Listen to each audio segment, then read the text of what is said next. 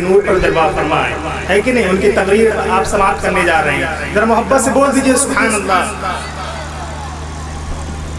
کہ بادشاہت خرید سکتا ہوں، ساری دولت خرید سکتا ہوں، لکھ کے کاغذ پہ یا غریب نواز پورا بھارت خرید سکتا ہوں، لکھ کے کاغذ پہ یا غریب نواز پورا بھارت خرید سکتا ہوں۔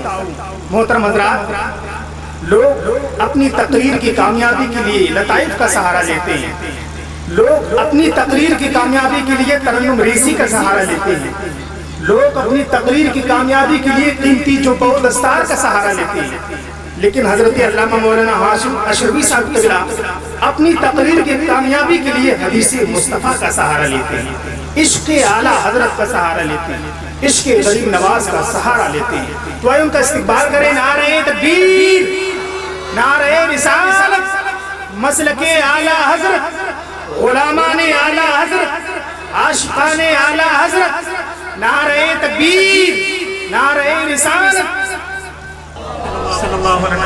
اللہ رب محمد صلی اللہ علیہ وسلم، نانو عباد محمد صلی اللہ علیہ وسلم، صلاۃ و سلام علیکہ یا رسول اللہ۔ ایک بار پوری توجہ مدینہ طیبہ میں اور محبت سے نبی اور آل نبی کی بارگاہ میں، صلی اللہ علیہ نبی الامی وآلہ صلی اللہ علیہ وسلم، صلاۃ و سلام علیکہ یا رسول اللہ۔ محترم حضرات، میں اپنے نردھاری سمے سے 2 گھنٹہ ویلم سے بیٹھا ہوں، جس کے لیے مجھے کھید ہے، مگر ایسے ماحول میں بھی آپ کی فکر اور آپ کا ذہن چاہے جیسا ہو، الحمدللہ میں آج بہت موڈ میں ہوں، اور جو موڈ کبھی کبھی بنتا ہے وہ ابھی ابھی بن گیا۔ ہمارے اسٹیج پر حضرت مولانا بابا ظفر الحسن صاحب سجادہ نشین بھی کی شریف تشریف فرما ہے، شاعر اسلام جناب طاہر لکھنوی صاحب کو آپ نے سنا، ان کی طرح میری آواز نہیں ہے، مگر اللہ کا شکر ہے ان کی بھی میری طرح نہیں ہے۔ 4 مصرے حاضر ہیں، سماعت فرمائیں۔ فولاد کا دل، پتھر کا جگر، فولاد کا دل، پتھر کا جگر، سب پارا پارا ہوتا ہے۔ فولاد کا دل، پتھر کا جگر، سب پارا پارا ہوتا ہے۔ جب نام علی کا لیتے ہیں میدان ہمارا ہوتا ہے۔ جب نام علی کا لیتے ہیں، اور میں زور سے بولو، جب نام علی کا لیتے ہیں، ارے تھوڑی محنت کرو، محنت۔ ایک آدمی محنت کرتے کرتے چائے بیچتے بیچتے، تو تھوڑی سی آپ بھی محنت کیجئے۔ مہنگائی کا رونا، مہنگائی کا رونا وہ روئیں بازار ہے جن کی آنکھوں میں،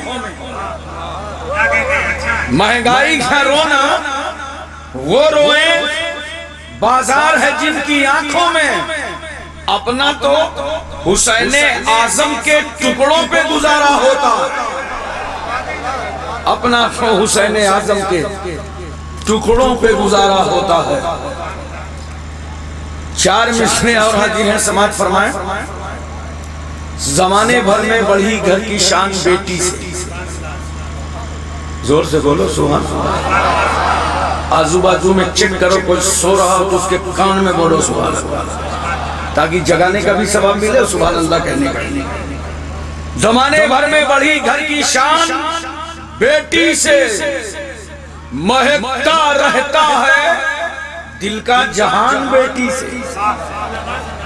یہ ضروری تو نہیں کہ بیٹوں سے نام روشن ہو، یہ ناکارہ اولادوں کے لیے ہے. یہ ضروری کیوں نہیں کہ بیٹوں کے نام روشن ہو. میرے نبی کا چلا خاندان بیٹی سے، میرے نبی کا چلا خاندان بیٹی سے. محترم حضرات، یہ اتفاق ہے کل رات شب معراج کی رات میں یوگی جی کے شہر گورکھپور میں تھا، اور آج ان کی راجدھانی لکھنؤ میں. نہ وہ میرا پیچھا چھوڑنے کو تیار ہیں، نہ میں ان کا پیچھا چھوڑنے کو تیار ہوں. مگر ایک بات بتاؤ، غلامان خواجہ کی طرف سے یہ شاندار اجلاس کیوں ہو رہا؟ اس کا مقصد یہ ہے کہ ملک میں پھیلی ہوئی نفرتوں کو محبت سے بدل دیا جائے. کتنی نفرتیں پھیلی ہیں اس وقت، کتنی قدورتیں نظر آ رہی ہیں. رنگ روپ کا بٹوارا ہو گیا، جانوروں کی تقسیم ہو گئی، بجلی تک بڑھ گئی. نفرتوں کا اثر دیکھو، جانوروں کا بٹوارا ہو گیا. نفرتوں کا اثر دیکھو، جانوروں کا بٹوارا ہو گیا. گائے ہندو ہو گئی اور بکرا مسلمان ہو گیا. گائے ہندو ہو گئی اور بکرا مسلمان ہو گیا. یہ پیڑ، یہ پتے، یہ شاخیں بھی پریشان ہو جائیں. یہ پیڑ، یہ پتے، یہ شاخیں بھی پریشان ہو جائیں. اگر پرندے بھی ہندو اور مسلمان ہو جائیں. سوکھے میوے بھی یہ دیکھ کر حیران ہو گئے. سوکھے میوے بھی یہ دیکھ کر حیران ہو گئے. نہ جانے کب ناریل ہندو اور کھجور مسلمان ہو گئے.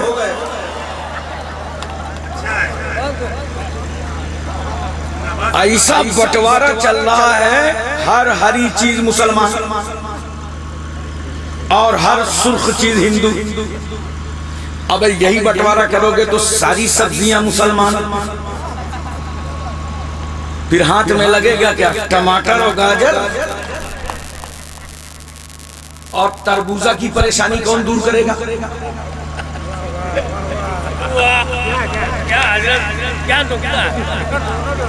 وہ باہر سے مسلمان اور اندر سے.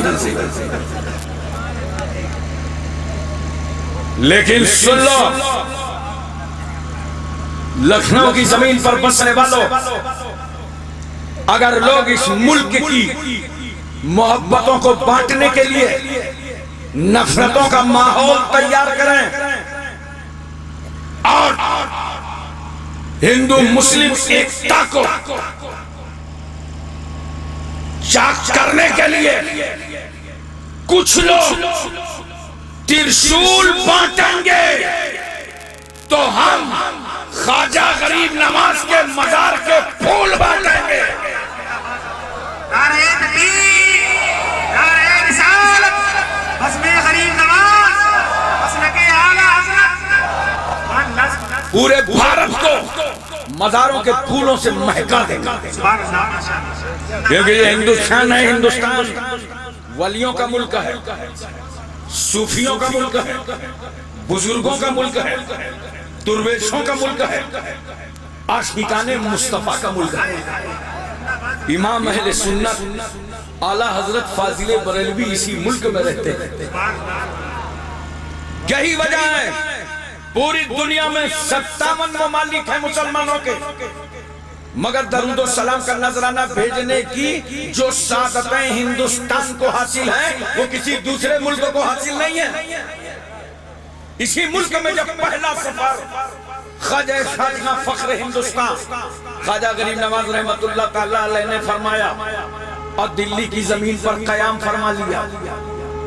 تنہا نہیں، ساتھ میں 40 اولیاء کرام، قطب الدین بختیار کاکی جیسی ذات گرامی، جن کے لوگ چہرے دیکھتے تھے تو کلمہ پڑھنے لگتے تھے. خواجہ غریب نواز فرماتے ہیں ساتھیو مصلی بچھاؤ، دلی کی زمین ہمارے سجدوں سے لذت حاصل کرنا چاہتی ہے. فقیروں اور درویشوں کا مصلی بچھ گیا. اللہ اکبر کی صدا بلند ہونے لگی. خدا کی کبریائی اور بڑائی کا اعلان ہونے لگا. مخبروں سے برداشت نہ ہوا، حکیم دلی کو خبر دے دی کہ ایک فقیر آیا ہے، اس کا انداز زندگی یہ ہے کہ کچھ عرصے تک دلی میں ٹھہر گیا تو تمہاری حکومت کا خاتمہ ہو جائے گا. ہمیں کون ایسا ہے جس کو اپنی کرسی سے محبت نہ ہو؟ ہمارے ملک کے نیتا تو جنتا کی لاشوں پر کرسیاں رکھتے ہیں. اس سے بھی برداشت نہ ہوا، پوری فورس بھیجا، کہا جاؤ آنے والے فقیر کو گرفتار کر لاؤ. یہ کس کی گرفتاری کا وارنٹ جاری ہوا ہے؟ جو بھارت کی زمین پر امن و شانتی کا پیغام لایا. یہ کس کو گرفتار کرنے کا پروگرام بنا ہے؟ جو بھارت کی زمین پر رشد و ہدایت کے چراغ جلانے آیا ہے. یہ کس کو گرفتار کرنے کا منصوبہ بنا ہے؟ جو بھارت کی زمین پر انسانیت اور مانوتا کا سبق پڑھانے آیا ہے. یہ کسے گرفتار کرنے کا پروگرام بن گیا ہے؟ جو بھارت کی زمین پر پرچم انصاف اور پرچم اسلام لہرانے آیا ہے. کمانڈر پوری فورس کے ساتھ خواجہ غریب نواز کے قریب آیا، ساتھیوں سے بولا ٹھہرو، شکلیں دیکھو، چہرے دیکھو، انڈین نہیں ہیں، باہر سے آئے. وہ سمجھ رہے تھے باہر سے آئے ہیں تو بھارت کی زمین لینے آئے ہیں، مگر ان نادانوں کو معلوم ہی نہیں تھا کہ رسول اللہ کا بیٹا بھارت کی زمین لینے نہیں آیا تھا، وہ تو مصطفیٰ کا دین دینے آیا تھا.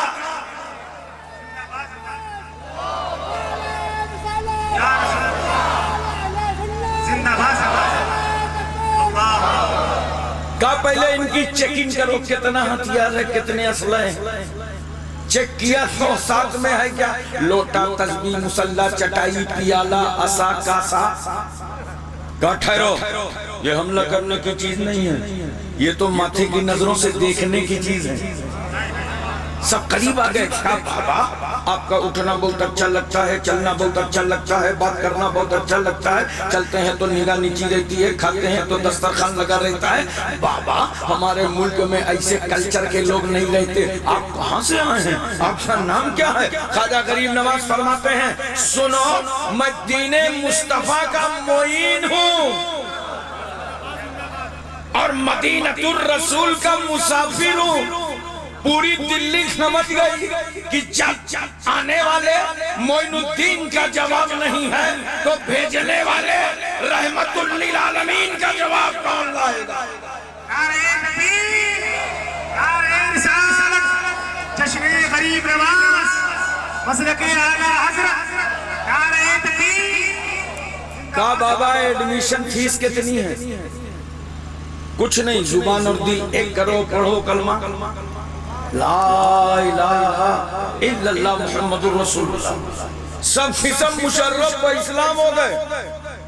خواجہ غریب نواز رحمت اللہ تعالیٰ علیہ نے دلی کی ذمہ داری قطب الدین بختیار کاکی کو سونپ دی اور اجمیر کے لیے روانہ ہو گئے. اجمیر جاتے جاتے 90,000 کو گھر واپس کر لیا. آج کچھ لوگ کہتے ہیں 2021 تک سب کی گھر واپسی ہو جائے گی.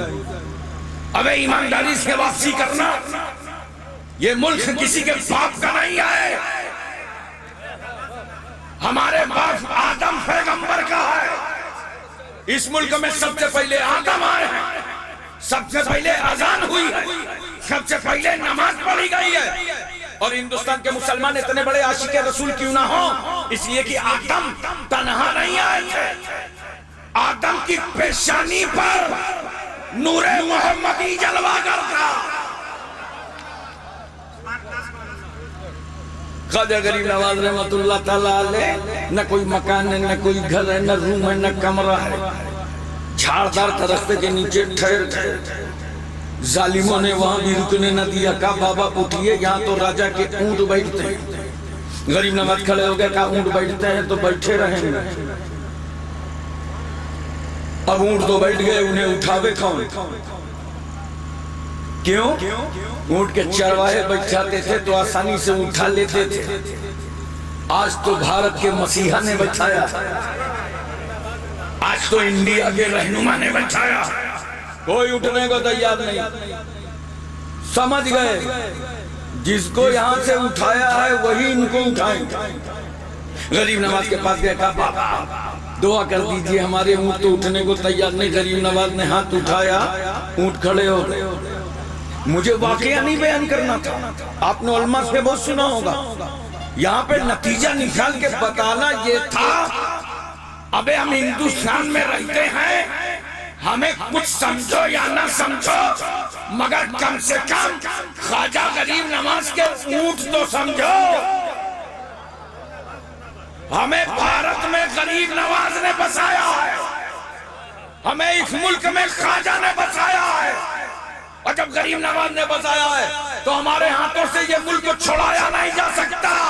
کیوں؟ ہم غریب نواز کے بسائے ہوئے ہیں. اب ملک چھڑانے کے لیے غریب نواز کی طرح پاور لانا پڑے گا, اور تم غریب نواز لا نہیں سکتے, بھارت ہم سے چھڑا نہیں سکتے. نعرہ تکبیر, نعرہ رسالت, شان غریب نواز. خواجہ غریب نواز رحمت اللہ تعالیٰ علیہ اجنبیت کے ماحول میں پورا شہر اجمیر بھگوا کلر میں لگا ہے, چاروں طرف وہی رنگ. غریب نواز کی محبت دیکھو, یہ انسانیت کا پیار. غریب نواز نے یہ نہیں کہا یہ رنگ ہٹاؤ, غریب نواز نے کہا میرے قریب آؤ, یہ جو تمہارا رنگ ہے نا لاؤ, پہلے ذرا میں اسے چشتی رنگ میں رنگ دوں, اسے چشتی کلر کر دوں. ابے رنگ اپنا دے دو, ڈھنگ میرا لے لو. سننے کو کوئی تیار نہیں. ڈھول باجا تاشا دی قوم باجے میں مست, باجا بج رہا ہے, سور الگ ہے, تان الگ ہے. باجا بج رہا ہے, تان چل رہی ہے, ہرے رادھا ہرے کرشنا ہرے رادھا ہرے کرشنا. غریب نواز نے کہا یہ مانیں گے تھوڑی, ان کی سر وہی رہنے دو, تان بدل. اب تک باجا بج رہا تھا ہرے رادھا ہرے کرشنا. غریب نواز نے کہا لا الہ الا اللہ لا الہ الا اللہ لا الہ الا اللہ لا الہ الا اللہ لا الہ الا اللہ. اجمیر والوں نے کہا کوئی نیا آدمی تھوڑی ہے, یہ تو اپنا ہی ہے, ہمیں جو پیغام لایا ہے اسے قبول کرتے جاؤ. لوگ کلمہ پڑھنے لگے, مسلمان ہونے لگے. نوٹ کرو, غریب نواز کی تبلیغ کو لاکھوں سلام, جنہوں نے اپنی حیات طیبہ میں 90 لاکھ کو کلمہ پڑھا کر گھر واپس کر دیا. سلام و صابر خلیری پر, جنہوں نے 85,000 کو داخل اسلام کر دیا. سلام و مخدوم اشرف کے چھوچوی پر, جنہوں نے بنارس کی زمین پر نظر ڈالا تو 40,000 کو مسلمان کر دیا. سلام و وارث دیوا پر, جنہوں نے ایک نظر میں نہ جانے کتنوں کو کلمہ پڑھا ڈالا. سلام و مجدد الفسانی امام ربانی پر, جنہوں نے گوالیار کی جیل میں ہزاروں کو کلمہ پڑھا کر داخل اسلام کر دیا. تو نوٹ کرو, ہم بھارت میں جو مسلمان ہیں, یہ اسلام, بھارت کا اسلام بادشاہوں نے نہیں پھیلایا, بولو حکومتوں نے نہیں پھیلایا. اگر بادشاہوں نے اسلام پھیلایا ہوتا تو بادشاہت ختم, اسلام سمٹ جاتا. حکومتوں نے اسلام پھیلایا ہوتا تو حکومتیں ختم, اسلام سمٹ جاتا. مگر وار اسلام جو غریبوں سے چلا ہے اور غریبوں میں سمٹ کر کے رہ جائے گا. اسلام بھارت کی زمین پر طاقت اور قوت سے نہیں پھیلا, طاقت سے نہیں پھیلا, اسلام صداقت سے پھیلا ہے, اپنے اصولوں سے پھیلا, اپنی سچائی سے پھیلا.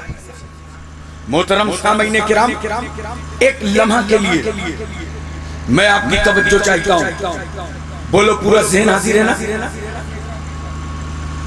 اگر آپ نے میری تھوڑی سی بات بہت ذمہ داری کے ساتھ سن لی تو انشاءاللہ صدیوں کام آئے گی. آج جس کو دیکھو وہ اسلام کے خلاف بکواس کر رہا ہے. بولو, لگ رہا ہے منہ میں بواسیر ہو گئی, جو جس کو نیچے ہونا چاہیے تھا اوپر چلی گئی. جس کو دیکھو اسلام کے خلاف. تھوڑی شہرت حاصل کرنا اسلام کے خلاف لنگوٹا باندھ لیا. تھوڑا نام حاصل کرنا ہو اسلام کے خلاف بکواس. ہم نفرتوں کی بات نہیں کرتے, ہم محبت کی بات یہ کر رہے ہیں اور آپ سے گزارش کر رہے ہیں, آپ کو دعوت دے رہے ہیں کہ اسلام پڑھیے. بولو اسلام پڑھیے, اسلام کا مطالعہ کیجئے, اسلام غور کیجئے. قرآن تو خود ہی کہتا ہے ہدی للناس, یہ کتاب اللہ کی عام لوگوں کی ہدایت کے لیے. زور سے بولو سبحان اللہ. آئیے اسلام پڑھیے. آج دیکھو نا نت نئے مسائل نکالے جاتے ہیں. کوئی اذان کے خلاف بکواس کر رہا ہے. ابے رہتی دنیا تک کوئی اذان نہ روک پائے گا. قرآن کی تلاوت کوئی روک سکا؟ یزیدیوں نے شہید کر دیا کربلا میں امام حسین کا کو, تو نیزے پر جو سر تھا حسین کا وہ قرآن پڑھ رہا تھا. اور جس وقت یزید نے مدینہ طیبہ میں چڑھائی کرائی, سعید ابن مسیب کبائر تابعی میں سے ہیں, وہ فرماتے ہیں کوئی اذان دینے والا مسجد نبوی میں نہ تھا تو میں مجنون بن کر اذان دیا کرتا تھا. اور علماء کہتے ہیں جب کوئی اذان نہیں دیتا تھا تو روضہ رسول سے اذان کی آواز آتی تھی. نعرہ رسالت, جشن غریب نواز, ثانیہ غازی ملت. لوگ کہتے ہیں ہم مسلم عورتوں کا حق دلوا کے رہیں گے. پوری توجہ ہے نا, مسلم عورتوں کا حق دلوا کے رہیں گے. ارے بابا پہلے اپنی ایک بیوی کا تو حق دے دو, ماری ماری پھر رہی ہے. اور میں اس لیے کہتا ہوں کہ اسلام پڑھو تو بڑی سچائیاں ملیں گی. توجہ کیجئے ذرا سا اور ذہن میں اس بات کو اچھی طریقے سے اتارنے کی کوشش کیجئے. بولو دل و دماغ آپ کا حاضر ہے نا. میں بتانا چاہتا ہوں محبت کے ساتھ, اسلام نے جو حقوق دیے ہیں عورتوں کو پوری دنیا کو اکٹھا کر دو, وہ حقوق نہیں مل سکتے ایک عورت کو.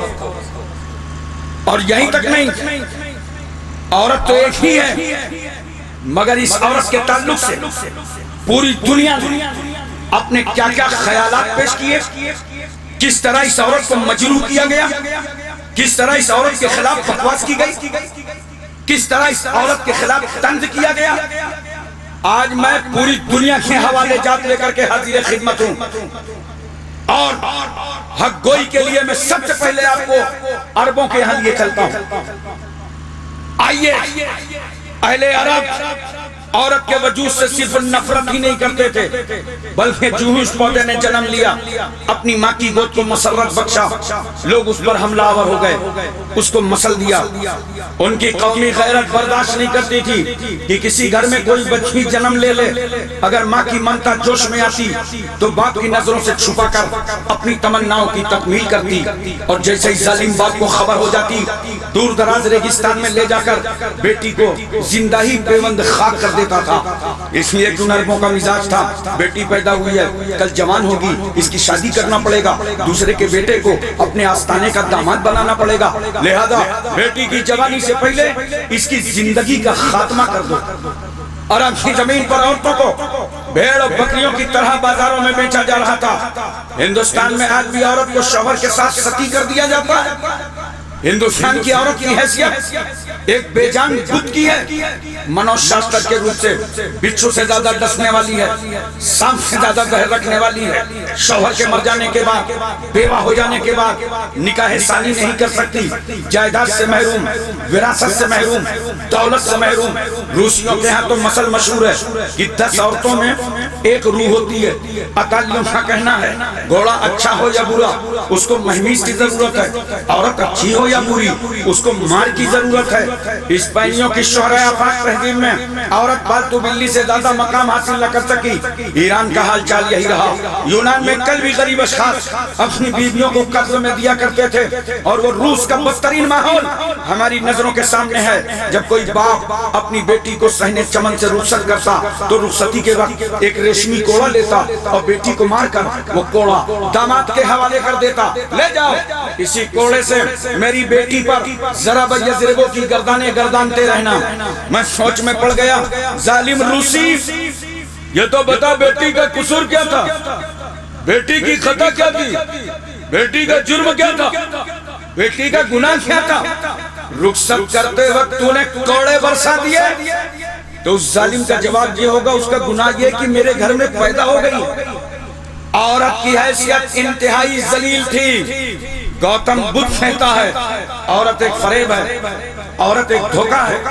اگر تم آتما کی شانتی چاہتے ہو تو عورت سے دور بھاگتے رہو۔ مشہور فلسفہ حکیم سقراط کی آواز ہے کہ عورت کی محبت اس کی نفرت سے زیادہ خطرناک ہے۔ اگر اس نے محبت بھری نظر ڈال دی تو سمجھ لو کہ تم تباہ ہو گئے۔ ارباب کلیسا کہتے ہیں عیسیٰ روح اللہ جو سولی پر چڑھے تھے تو محض اس عورت حوا کے گندم کھانے کھلانے کے گناہ کا کفارہ ادا کرنے کے لیے چڑھے تھے۔ عیسائیوں کی عورت مذہب کی عاملہ نہیں بن سکتی، زیادہ سے زیادہ اتنا ہو سکتا ہے کہ وہ نن بن جائے اور اپنی زندگانی کو گرجا کے حوالے کر دے۔ اس کی رائے کی کوئی وقت نہیں، اس کا مشورہ قابل اعتنا نہیں۔ عیسائیت نے تو عورت کو ایسے جنجال میں جکڑ دیا کہ یہ بیچاری ناری اپنا نام تک نہ رکھ سکی۔ کہاں ہے وہ دنیا کے عیسائی جو اسلام کو 24 گھنٹے آنکھیں دکھاتے ہیں؟ تمہارے ایک بیٹی کو نام رکھنے کا حق نہیں ہے، پیدا ہوئی باپ کی طرف نسبت کر دی گئی، شادی ہوئی شوہر کی طرف منسوب کر دی گئی۔ زمانے ماضی کا ایک پادری عیسائی کہتا ہے عورت خانگی خطرہ ہے، عورت مرغوب آفت ہے، عورت آراستہ مصیبت ہے، عورت پیدائشی وسوسہ ہے، عورت شیطان کے آنے کا دروازہ ہے، عورت مردوں کے تباہ کرنے کا آلہ ہے۔ غیر مسلموں کا قانون کہتا ہے عورت تقدیر سے زیادہ خراب ہے، طوفان سے زیادہ تیز ہے، جہنم سے زیادہ عذاب دہ ہے۔ محترم سامعین کرام، سماج میں تو عورت ایک ہی ہے، مگر اسی عورت کو کسی نے پاک کہا، کسی نے صاف کہا، کسی نے تلخ کہا، کسی نے سخت کہا، کسی نے رائن کہا، کسی نے ڈائن کہا، کسی نے جہنم کہا۔ ارے یہ تو دنیا عورت کے بارے میں بول رہی ہے، مگر آؤ آؤ اس انقلاب آفری رسول سے پوچھیں جو 12 ربیع الاول دوشنبہ کے دن صبح صادق شہر مکہ میں بی بی آمنہ کی گود میں جلوہ گر ہوا۔ یا رسول اللہ، عورت کے بارے میں آپ کی کیا بولی ہے، آپ کا کیا فرمان اقدس ہے، آپ کا کیا ارشاد گرامی ہے؟ تو میرا رسول گنبد خضرا سے آواز دے رہا ہے، اے پیاری امت، عورت جہنم نہیں ہے بلکہ الجنت تحت اقدام الامہات۔ نعرہ تکبیر، نعرہ رسالت، بزم غریب نواز، سبحان اللہ۔ دنیا نے کہا تھا عورت جہنم ہے، رحمت للعالمین فرماتے ہیں اگر یہ عورت ماں بن جائے تو اس کے قدموں کے نیچے جنت ہے۔ زور سے بول دو سبحان اللہ۔ ماں کے قدموں کے نیچے، زور سے بولو، ماں کے قدموں کے نیچے ماں کا یہ مقام، منصب، عزت، آبرو، وقار بلند پائے گی۔ کس نے بڑھایا؟ امریکہ نے؟ بولو، افریقہ نے؟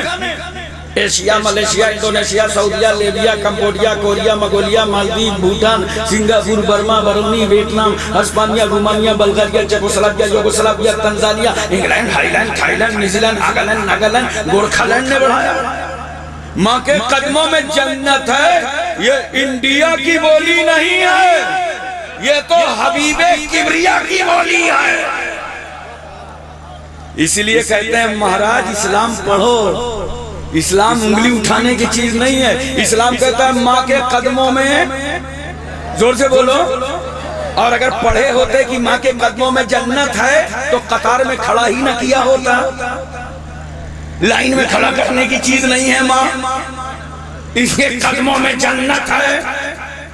ماں کے قدموں میں، میری تقریر کا اثر الٹا نہ لے لیجئے گا کہ اچھا بتا دیا کہ ماں کے قدموں میں جنت ہے، اب ماں کو اوپر ایک مقام پر باندھو۔ سوچو یہ ہے انڈیا، یہاں یاترا بہت ہوتی ہے، کوئی رتھ یاترا، کوئی ایکتا یاترا، کوئی رام رحیم یاترا، کوئی سائیکل یاترا۔ ماں اوپر بندھی ہے، نیچے سے پد یاترا ہو رہی ہے۔ اب بولو جنت سے آ رہے ہیں، جنت میں جا رہے ہیں، ماں کے قدموں میں جنت ہے۔ حضرات، جس اسلام نے ماں کے قدموں میں جنت رکھا ہے اس اسلام کے تعلق سے قرآن کہتا ہے ان الدین عند اللہ الاسلام، بے شک دین اللہ کے یہاں اسلام ہی ہے. زور سے بولو، بے شک دین اللہ کے یہاں اسلامی ہے. کان کھول کر کے سن لو، جس دین پر ہم قائم ہیں یہ دین ہمیں ایسا ہی نہیں ملا. امیر حمزہ کا کٹا ہے کلیجہ تب ملا ہے اسلام. فاروق اعظم کا تڑپا ہے سر تب ملا ہے اسلام. خالد بن ولید نے دی ہے قربانی تب ملا ہے اسلام. صحابہ نے باندھے ہیں پیٹ پہ پتھر تب ملا ہے اسلام. کربلا میں حسین نے وہ گلا کٹوایا ہے جس گلے سے خاتون جنت سیدہ فاطمہ نے اپنی چھاتی کا دودھ اتارا تھا تب ملا ہے اسلام. اسلام کو کوئی روک نہیں سکتا، اس کی بلندیوں کو نہیں روک سکتا.